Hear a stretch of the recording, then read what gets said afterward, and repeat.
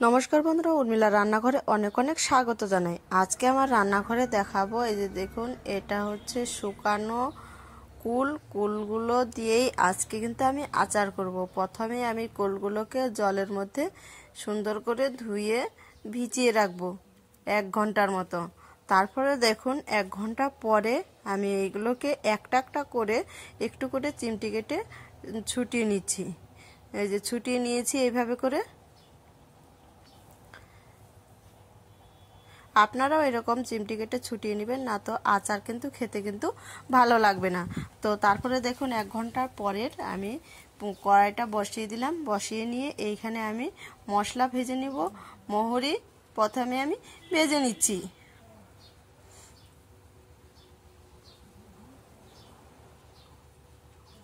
এই দেখুন, মহরিটিকে ভেজে আমি নামিয়ে নেব। সব মশলা আগে আমি ভেজে নিচ্ছি। কিভাবে আচারটা করছি পুরো ভিডিওটা দেখবেন। আর ভিডিওটা দেখে যদি ভালো লাগে অবশ্যই সাবস্ক্রাইব, লাইক, কমেন্ট করে পাশে থাকবেন। তো মহরি ভাজা হয়ে গেল আমার। এখন দিয়ে দিব ধনেটাকে সুন্দর করে ভেজে আবারও নামিয়ে নিচ্ছি। এই যে নামিয়ে নিলাম। তারপরে দিয়ে দিব জিরেটাকে ওই রকম করে সেম ভেজে নামিয়ে নিব। আর এইখানে আমার লঙ্কাটা দেখাইনি, যেহেতু আমার শুকনো লঙ্কার গুঁড়ো কড়াই আছে আগে থেকে, তার জন্য আমি ওটাকে ভাজবো না লঙ্কাটাকে। তারপরে দেখুন দিয়ে দিচ্ছি তেলটাকে এটা আচারের পরে দিব, যেহেতু আচারটা নষ্ট না হয়ে যায়। তার জন্য অনেক দিন ধরে যারা খাবেন তারা কিন্তু অবশ্যই তেলটা বেশ করে হিট করে ঠান্ডা করে তারপরে দিবেন, তাহলে কিন্তু কোনোদিনও আচার কিন্তু নষ্ট হবে না। এই দেখুন নামিয়ে নিয়েছি। গরম করে একবার তেল দিয়ে যখন ধোয়া উঠবে তখন কিন্তু নামিয়ে নিতে হবে। নামিয়ে নেওয়ার পরে আমি এখানে দিয়ে দিব শুকনো লঙ্কা, মহরি, গরম মশলা আর হচ্ছে এলাচ দিয়ে একটু নেড়ে চেড়ে দিব। এভাবে আমি নেড়ে চেড়ে দিচ্ছি। এটাকে বেশ করে ঠান্ডা করতে হবে, তারপরে কিন্তু আচারের সাথে মিশাতে হবে। গরম তেল দিলে হবে না। গরম তেল দিলে সে আচার কিন্তু অনেক দিন কিন্তু টিকবে না। তারপরে দেখুন আবারও আমি কড়াই বসিয়ে দিলাম। এইখানে দিয়ে দিব হালকা পরিমাণ অল্প একটু তেল দিয়ে দিব, সরষের তেল। তারপর দেখুন এখানে মহরি ফোড়ন দিয়েছি। দিয়ে দিব এবার কুলগুলো ভিজিয়ে রেখেছিলাম যে 1 ঘন্টা, আর তারপরে একটু একটু করে ছুটিয়ে নিয়েছি। ওই কুলগুলো আমি এখন দিয়ে দিচ্ছি।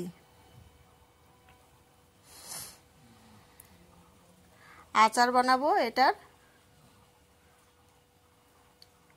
আর আচারটা আমি কিভাবে বানাচ্ছি পুরো ভিডিওটা দেখবেন, না দেখলে কিন্তু আচারের দেখার এটা মিস করবেন। তো তারপরে দেখুন এইভাবে হালকা করে একটু নেড়ে চেড়ে দেবো। নেড়ে চেড়ে দেওয়ার পর আমি এখানে দিয়ে দিব স্বাদ মতো একটু লবণ দিয়ে দিব। যে যেরকম লবণ খান সেই রকম কিন্তু লবণ দেবেন। আপনারা এখানে চাইলে একটু কমও দিতে পারেন। কিসের জন্য আমি এখানে একটু বেশি দিলাম, যেহেতু এখানে পড়বে লবণ, পড়বে লঙ্কা, পড়বে আর কিন্তু মিষ্টি পড়বে। তারপরে দিয়ে দিয়েছি হলুদটা দিয়ে আমি সুন্দর করে নেড়ে চেড়ে আমি দিয়ে দিব জলটা দিয়ে একটু করব, সিদ্ধ করে নিব, যেহেতু কুলগুলো একটু সিদ্ধ হোক, না তো ভিতরে কিন্তু গলবে না। তারপরে এটাকে একটু আবারও নেড়ে চেড়ে দিব। নেড়ে চেড়ে দিয়ে আমি এটাকে একটা ঢাকনা দিয়ে কিন্তু ঢেকে দিচ্ছি একটু সিদ্ধ হওয়ার জন্য।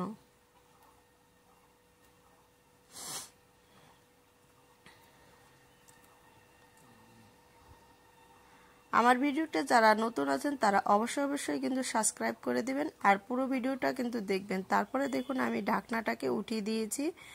দিয়ে দিব এখানে অনেকটাই কিন্তু জল কিন্তু কমে এসছে। তারপরে দিয়ে দিলাম চিনি। বেশি একটু মিষ্টি মিষ্টি করেই করব, একটু ঝাল ঝাল মিষ্টি মিষ্টি করেই করব। আপনারা এখানে পারলে চিনির পরিমাণটা একটু কম দিতে পারেন। আমি একটু মিষ্টি মিষ্টি করব, বাচ্চারা খাবে যেহেতু, সেই জন্য একটু মিষ্টি মিষ্টি করছি। এই যে চিনি থেকে জল ছেড়ে দিয়েছে দেখুন। তারপর বেশ করে একটু নেড়ে চেড়ে দেবো। এই যে এইরকম কোনো জিনিস থাকলে কিংবা ডাল কাটানোর ওই জিনিসটা দিয়েও কিন্তু নাড়া যাবে। একটু কুলগুলোকে বেশ করে আমি থেতো করে দেব। আপনারা কিন্তু পুরো ভিডিওটা দেখে বাড়িতেই কিন্তু কুলের আচার যে কোনো আচার তৈরি করতে পারবেন। এই দেখুন আবারও আমি একটু নেড়ে চেড়ে দিব। কতটা গলে এসছে দেখেছেন তো। তারপরে এইদিকে আমি মশলাগুলো করে নিচ্ছি। ভেজে রাখা মশলাগুলো করে নিব। জিরা, ধনে আর মোহরি। মোহরিটা দিলে কিন্তু সেন্ট লাগে অসাধারণ, আর আচারটা খেতেও কিন্তু ভালো লাগে। সব মশলাই আমার করা হয়ে গেল। ধনে, জিরে আর হচ্ছে মোহরি এখানে নিয়ে নিয়েছি, শুকনো লঙ্কার গুঁড়ো। এটাকে এখন আমি নামিয়ে দিচ্ছি। নামিয়ে নিলাম। এখন মশলা মিশানোর পালা। ও দেখেছেন তো কত সুন্দর সেন্ট বেরিয়ে এসছে। আপনারাও তাহলে পুরো ভিডিওটা দেখে বাড়িতে আচার বানিয়ে দেখবেন, অবশ্যই ভালো লাগবে। মশলা দিয়ে দিলাম, এখানে লঙ্কার গুঁড়ো এখন দিয়ে দিব। আচার রেডি আমার। আর কার কার আচার দেখে জিভে জল চলে আসলো কমেন্ট বক্সে কিন্তু অবশ্যই জানাবেন। এই দেখুন এটাকেও আমি আধ ঘন্টা 20 মিনিটের মতো আমি ঠান্ডা করতে দিব। ওই যে আগে যে তেলটা গরম করেছিলাম ওই তেলটা পরে আমি মিশাবো, 20 মিনিট পরে মিশাবো। মশলাটা এখন মিশিয়ে নিই, 20 মিনিট পরে আমি তেলটা মিশিয়ে দিব, তাহলে আচারটা কিন্তু ভালো থাকবে। অবশ্যই আপনারা ওইখানে গরম তেল একবারে তেল দিয়ে যখন ধোয়া বেরাবে তো ওই তেলটা নামিয়ে ঠান্ডা করে, বেশ করে ঠান্ডা, একবারে যখন ঠান্ডা হয়ে যাবে তখন দিয়ে দেবেন। এই দেখুন 20 মিনিট পরে আমি কিন্তু এই তেলটা দিচ্ছি। আচারটা অনেক দিন থাকবে আর অনেক দিন খাওয়া যাবে। আমাদের বাড়িতে অবশ্য অনেক দিন থাকবে না। তারপরে এইভাবে মিশিয়ে নিচ্ছি। আপনারা যদি বলেন যে আমি অনেক দিন, 1 বছর কিংবা অনেক দিন ধরে খাবো, তো এরকমভাবে তেলটা ঠান্ডা করে দিবেন, অনেক দিন থাকবে, গন্ধ করবে না। তো দেখুন মিশিয়ে নিচ্ছি তেলটা দিয়ে। ভিডিওটা ভালো লাগলে অবশ্যই শেয়ার, লাইক, কমেন্ট, সাবস্ক্রাইব করে আপনারা সবাই পাশে থাকবেন। ভিডিওটা দেখার জন্য অনেক অনেক ধন্যবাদ। আমি কালকে অন্য ভিডিও নিয়ে আসবো আপনাদের কাছে। আপনারা ভালো থাকবেন, সুস্থ থাকবেন এই কামনাই করি। এই দেখুন কুলের আচারটা এত সুন্দর সেন্ট বেরিয়েছে না, দেখুন। আমি একটু ঠান্ডা হলে তো খাবোই প্রথমে, তারপরে দেখা যাবে। এই যে দেখুন।